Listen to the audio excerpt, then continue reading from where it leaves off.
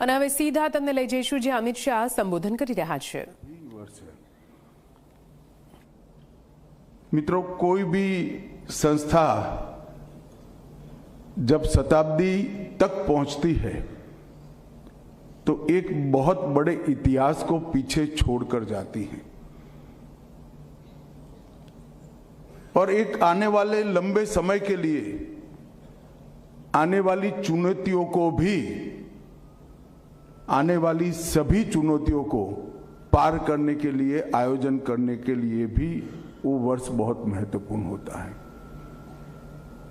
तो एक तो 100 साल तक इस देश के स्वास्थ्य के क्षेत्र में मेडिकल एसोसिएशन के माध्यम से देश की जनता की सेवा की जो उपलब्धियां हैं, इसका एक साल में महिमा मंडन करना, इसको लोगों तक पहुंचाना, आपके सेवा भाव, कर्तव्य परायणता और आपकी सिद्धियों को जनमानस के अंदर स्थिर करना, स्थित करना।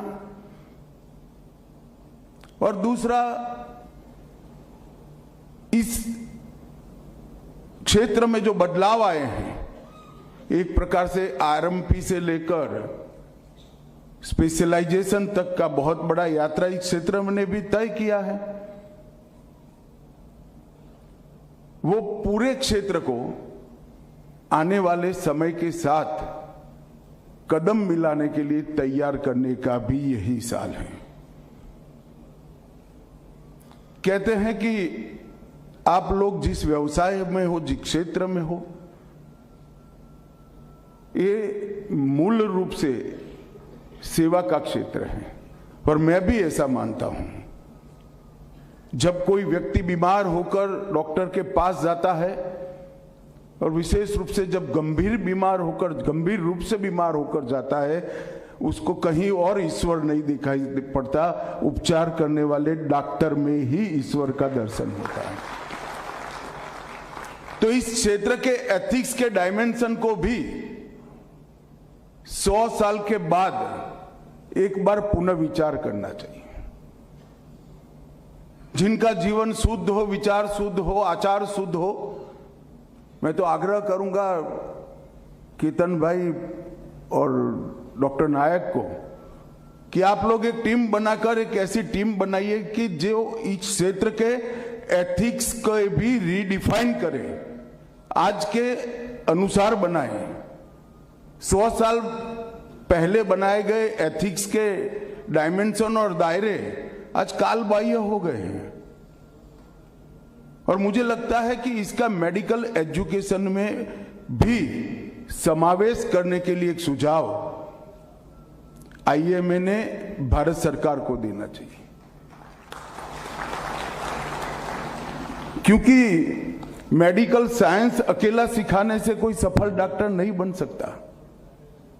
इस क्षेत्र के जो एथिक्स के सारे डायमेंशन हैं, वो हमारे शिक्षा का हिस्सा होना चाहिए और ये करने की जिम्मेदारी आपकी है, क्योंकि एथिक्स को कोई थोप नहीं सकता। एथिक्स कानून से नहीं आ सकते, मॉरल चीज है।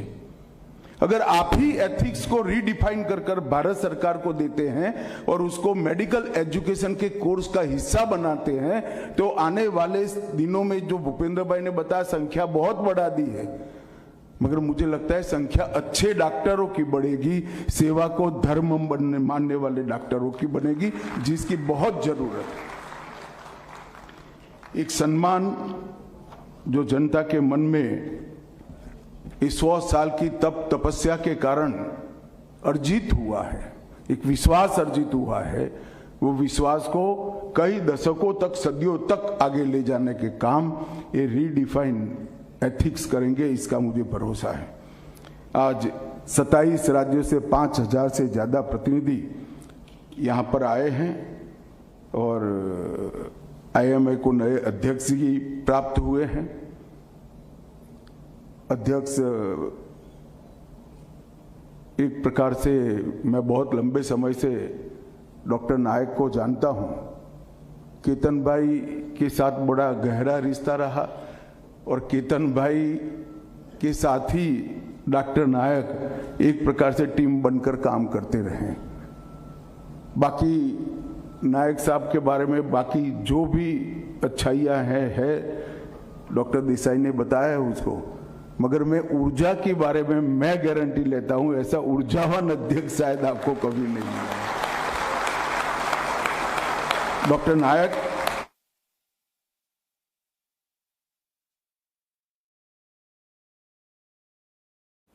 મેડિકલ કોન્ફરન્સ 2025નું આયોજન કરવામાં આવ્યું છે। કેન્દ્રીય ગૃહમંત્રી અમિત શાહ ત્યાં બોલી રહ્યા છે। સીધા ત્યાં જઈએ। हमने की है 1,81,000 आयुष्य मंदिरों को ताकत देना इस देश के गरीब और गांव के नागरिकों के लिए बहुत बड़ी बात है मित्र।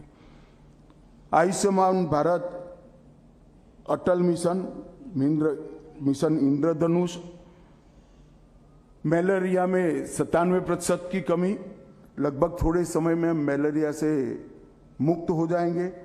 काला आजार बीमारी में हर 10,000 में एक केस से कम वाले ब्लॉक्स की संख्या में 90% से ज़्यादा बढ़ोतरी हुई है। डेंगू में मृत्यु के दर में 1% तक हम लेकर आए हैं और लगभग माता मृत्यु दर में 25% की कमी हुई है।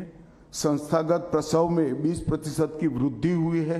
शिशु मृत्यु दर लगभग आधा बचकर रह गया है और 5 साल से कम आयु वाले बच्चों की मृत्यु में भी आधा रह गया है। ये सारा अचीवमेंट तब होता है जब योजनाएं इंप्लीमेंट होती हैं। मैं आप सबके सामने विषय इसलिए रख रहा हूं कि सिर्फ इंफ्रास्ट्रक्चर नहीं बढ़ रहा है, नागरिकों के स्वास्थ्य के अंदर अभूतपूर्व परिवर्तन लाने का भी काम हुआ है। और ये सब आपके जानकारी में इसलिए होना चाहिए कि आप लोग जो प्रयास कर रहे हो इसको ये इंफ्रास्ट्रक्चर के साथ, इस योजनाओं के साथ, ये प्रयास के साथ संरेखित करना चाहिए, एलाइन करना चाहिए, तभी जाकर ज्यादा परिणाम मिल सकते हैं। क्या आईएमए रिसर्च करने वाले डॉक्टर को प्रमोट करने के लिए कोई योजना बनाकर भारत सरकार को दे सकता है क्या आईएमए वीडियो कॉन्फ्रेंस और टेलीमेडिसिन की व्यवस्था से जो हम अभी जितने डॉक्टर हैं इसका ऑप्टिमम उपयोग करने के लिए कुछ वॉलंटियर्स ऐसे निकाल सकते हैं। शुरुआत में फीस न ले, बाद में फीस भी मिलेगी, एक बार स्ट्रक्चर हो जाएगा तो भाई दिन में 3 घंटा दीजिए। आप इस तरह के वॉलंटियर्स की आप सूची तैयार कर सकते हैं क्या? आईएमए का रोल डॉक्टरों की डिमांड सरकार तक रखना नहीं है, ये जरूर रखिए, मैं इससे भागने के लिए नहीं आया हूं। आईएमए का रोल देश के हेल्थ इंफ्रास्ट्रक्चर को ज्यादा स्ट्रेंथी और अभेद बनाने का रोल आईएमए का होना चाहिए। अब कानून की बात करते थे डॉक्टर मयंक नायक, 22 राज्यों ने कानून बनाया, अब क्या बचा है बताओ। और बाकी 6 राज्य जो बचे हैं, मैं नाम देना नहीं चाहता वरना अपनी कॉन्फ्रेंस पॉलिटिकल हो जाएगी। 6 राज्य ऐसे वहां कानून बनाओ या न बनाओ कोई फर्क ही नहीं पड़ता है, क्योंकि कानून तो अंततः इंप्लीमेंट होना चाहिए। 22 राज्यों ने बना दिया। गुजरात में मैं था तभी बन गया था।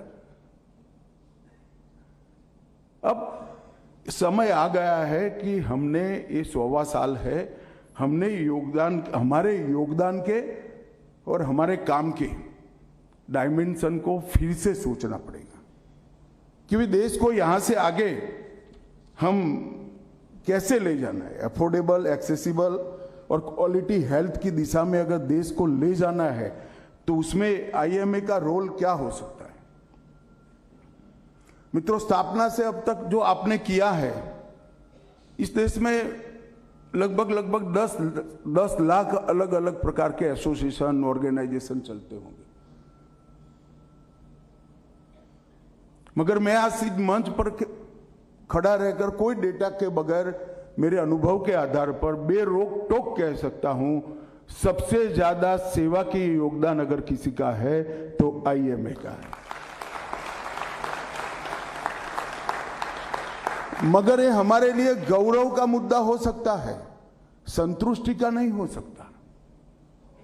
गौरव जरूर होना चाहिए कि हमने बहुत अच्छा किया है, संतुष्टि नहीं होनी चाहिए क्योंकि बहुत कुछ करना बाकी है।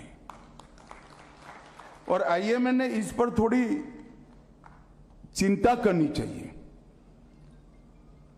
बहुत सारे अच्छे काम कोरोना की तरह एड्स में भी हुए, टीकाकरण में भी आपने बहुत मदद किया है। 2500 से ज्यादा रक्तदान शिविर सिर्फ 2022 में किए हैं। पिंक हेल्थ प्रोजेक्ट और जन्म पूर्व लिंग निर्धारण को भी आपने बहुत अच्छे तरीके से मॉरल स्टैंडर्ड्स तय कर नीचे तक उतारा है। और सिर्फ कोरोना में कल ही मेरे डिपार्टमेंट ने मुझे भेजा, कोविड-19 की हेल्पलाइन में 20 लाख से ज्यादा कॉल आपने रिसीव कर उनको हेल्प करने का काम किया। बहुत बड़ी बात है भाई। मैं प्रशंसा करने के लिए नहीं बताता हूं, आपकी क्षमता का आपको परिचय कराता हूं। अब एक क्षमता को डाइवर्ट कर हेल्थ सेक्टर की बाकी बची हुई समस्याओं के निराकरण के लिए लगाना है। क्षमता है हम में, इच्छा भी है, भाव भी है, सेवा का भाव भी है, वरना ये नहीं होता है। मगर अब देश की रिक्वायरमेंट के आधार से आईएमए को हमने कैसे आगे ले जाना, इसके लिए हमने इलनेस की तरह जगह वेलनेस को एज अ कंसेप्ट एडॉप्ट करना पड़ेगा। दवाई के साथ साथ आग्रह पूर्वक की आपकी सलाह। बहुत बिजी होते हैं आपको, ओपीडी की लंबी लंबी लाइनें होती हैं। मेरी माताजी बीमार रहती थी, मैं भी खड़ा रहा हूं लाइन में। मगर दवाई के साथ साथ सलाह के लिए इसको दो अच्छे जीवन जीने के तरीकों के लिए जो आप कर सकते हो, एक बार बैठाकर एडवाइस कर दीजिए। ओपीडी थोड़ी कम होगी तो चलेगा, मगर जो आए हैं उनके आगे के जीवन के लिए बहुत फायदा होगा। और इस पर जरूर विचार करने के लिए कम से कम नए डॉक्टरों को हमने प्रेरित करना चाहिए। एक मेरा आपसे आग्रह है कि आयुष्मान भारत जेनरिक दवाओं के जो स्टोर बने हैं,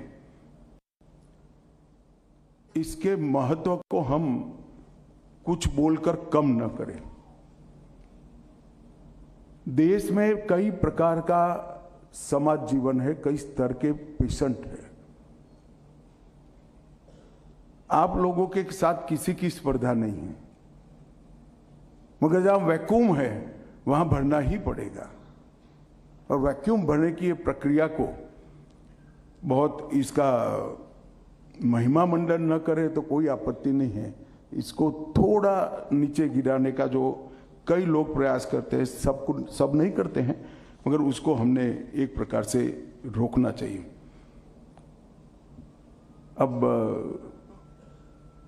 मुझे मालूम नहीं है मेरे भाषण की मीमांसा क्या होगी बाद में, परंतु केतन देसाई के आग्रह पर मैं आया। मैं उनको ना बोलता था, भले आदमी डॉक्टरों के सामने गृह मंत्री को क्यों ले जा रहे हो, पछता हो ना हो, मगर उन्होंने आग्रह किया और मैं आ गया। मित्रों, मैं मन से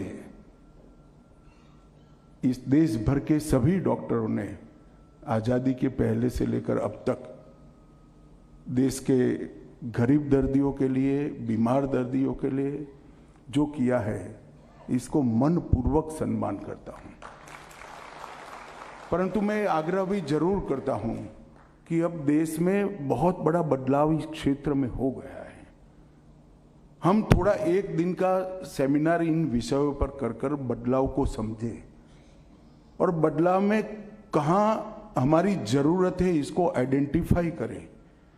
और आईएमए बदलाव बदलते हुए जगत में आगे कैसे 95 पर खड़े हैं तो 100 पर ले जाने का प्रयास कर रहा है, इसका पुनर्विचार 100वें साल में जरूर करना चाहिए और एक बहुत बड़ा अभियान चलाना चाहिए। इसमें मैं तो बहुत मदद नहीं कर सकता, मगर मेरी मदद को जरूरत है तो मुझे जरूर बताइएगा। 100 साल ये जो सेवा के है, देश के स्वस्थ और बीमार हर नागरिक के पास पहुंचाने का प्रयास करना चाहिए। 100 साल तक इस देश के डॉक्टरों ने किस तरह से इस देश के